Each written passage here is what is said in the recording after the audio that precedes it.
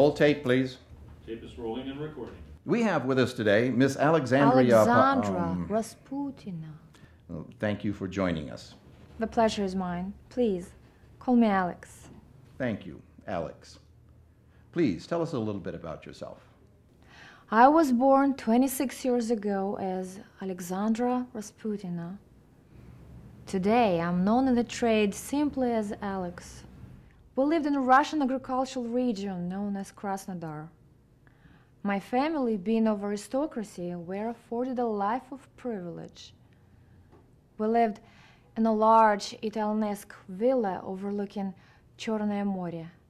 Oh, I'm sorry, Black Sea. Our home has been in the Rasputin family for centuries. We've seen much turmoil and many changes of regime. But after all the adversity, we have survived. What you have described sounds so bucolic. My family's affluences comes from rampant corruption. It sounds as if you resent this political circumstance. Why should I resent it? As a child, I was given a life of complete indulgence. I had tutors who came to our home to school me in the arts of gracious living. What's to resent?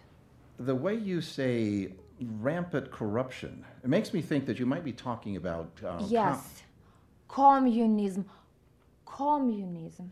Move on. Yes, of course. My tutors took it upon themselves to educate me ways in which were... Let's just say that they indulged me and themselves in the art of the more physical world. I didn't mind.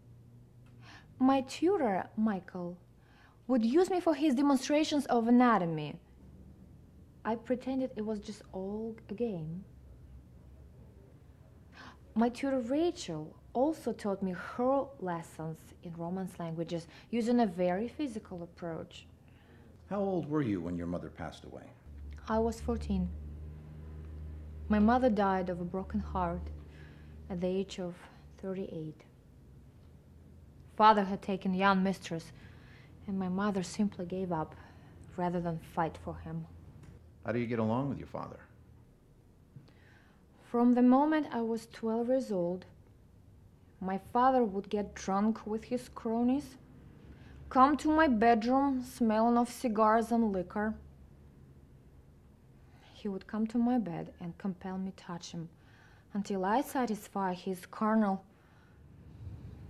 Night after night he would come. It started long before my mother died. I know she must have suspected something was wrong. She probably even knew what was happening to me. But she never... I'm so sorry. It's not yours to be sorry. I do not accept your sympathy. It has made me a stronger woman. Shall we move on? Yes. Please. I was happy when my father took a mistress. She wasn't that much older than me. She and my tutor Rachel struck up an immediate friendship. They would often play together as sisters, and I watched them become intimate. Oh, yes. They taught me things about life, about love, and about my body. How long did this go on? Not long. After my mother died, arrangements were made for me to leave home to attend university in America. I stayed with my Uncle Yakov while I attended Boston University. I majored in business and international law. I minored in theater for fun.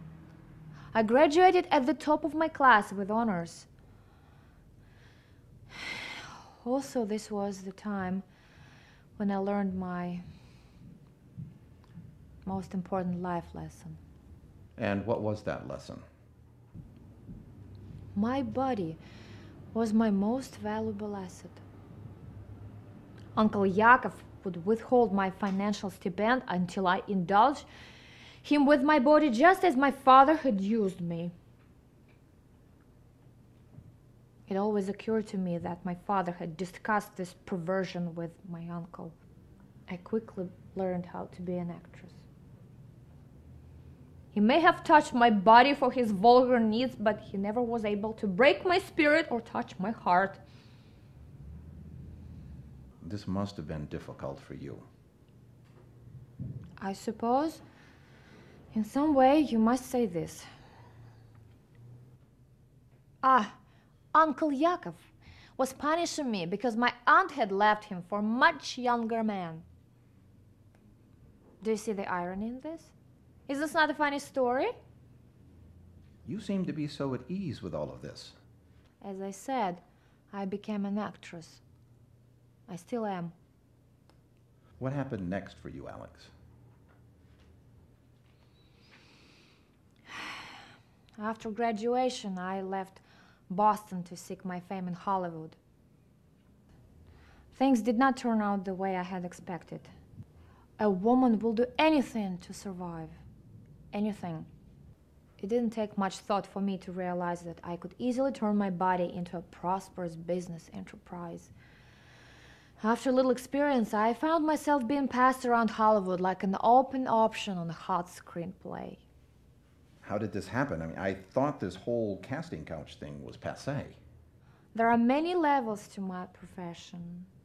There are common street walkers, then call girls, then escorts on the internet, and, yes, finally, the rarefied market segment called courtesans. I'm a courtesan. I can command fees in the thousands of dollars from the world-class clientele.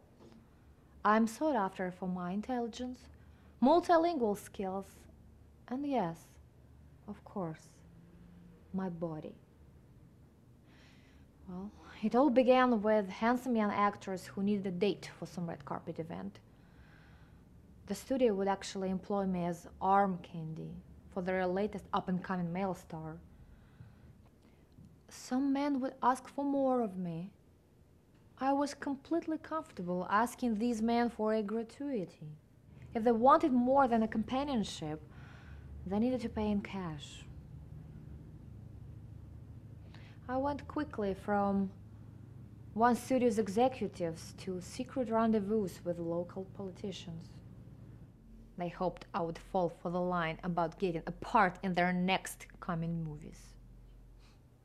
I caught on quickly. I was being used for a little fantasy romance. A girlfriend experience. I made them pay. They would spend $5,000 in a darkened hotel room in a 5-star hotel for their 30 seconds of pleasure. Where do you go from here, Alex? I hope my father dies soon. I'm his sole heir. The estate will become mine, and I will be able to retire to the bucolic life on the orchards. It cannot be too soon, though. C'est la vie. Would you care to have dinner with me tonight?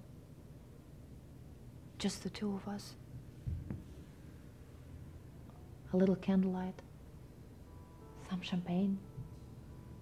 Real intimacy. An evening between two old friends. Yes? Would you like to touch me again? Would you touch me as a woman and not as a commodity that's being bought and sold? I can give you anything your last desire if you only be gentle and kind and loving with me.